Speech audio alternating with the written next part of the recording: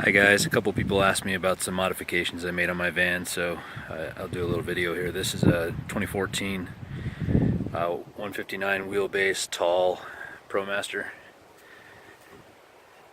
And first thing I did was went to a rhino lining company, and some of the panels were falling off. I kind of looked at replacing the clips and just decided to get rid of all the panels on the sides, and so I taped over the holes and rhino lined. I think it looks pretty good, a little more durable. I'll give you a little tour of the inside. While I was lining the outside panels, I decided to line the inside too. The bed wasn't in great shape when I bought it, so I had to have some spots welded and stuff like that, but sealed it up real good, and then put in these tracks for cargo and actually use it to mount the motorcycle down too. So a little tour. We've got the electric bench seat, which I'll show you in a minute, and it had a partition, but I just bought this outdoor carpet and hung it up there because the partition was restricting how far the seats would go back, and it was just making it real uncomfortable. I'm pretty tall, so it's just hard to move the seat back. So some of the everyday carry stuff I have, a little furniture mover always comes in handy, especially to move that bench seat. It's removable, so helps me. I've got the canopy for events, but it just comes in handy if you're out and you just want to have like a little picnic or a day at the beach or whatever.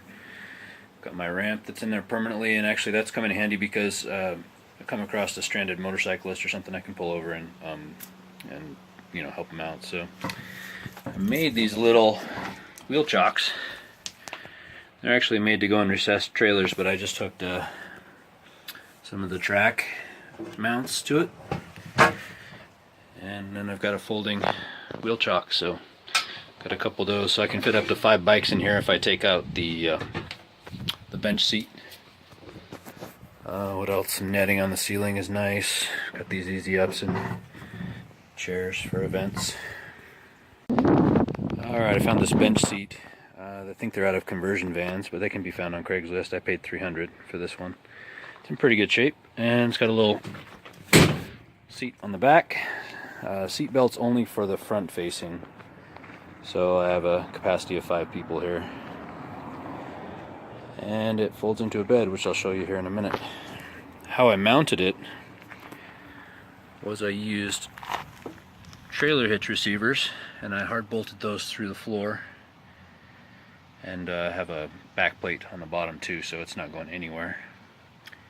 And then I used trailer hitch tubing. Mounted the bench seat to another receiver, and so all I have to do is pull these pins and the whole thing comes out. Same on the other side. So in the back I've anchored it to a 15,000 pound D-ring, and I don't think it's going anywhere, but I want it to be somewhat secure in case of a collision or something like that for liability concerns. So it's nice to be able to remove the whole thing, and I've got a bed. The bench seat itself is really nice and convenient. All you do is you pull the headrests off.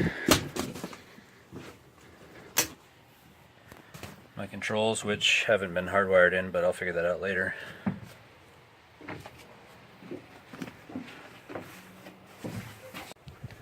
Controls give you a lot of versatility. We can slide the whole thing forward and back for leg room, or to give room for more cargo on the back, and then fold it into a bed.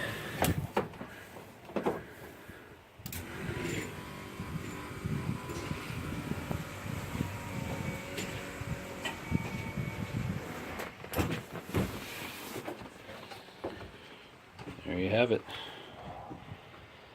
And I think that'll sleep, I know 2 adults for sure, but you can put a kid on the end there too, so it's a bed for 3 in a pinch.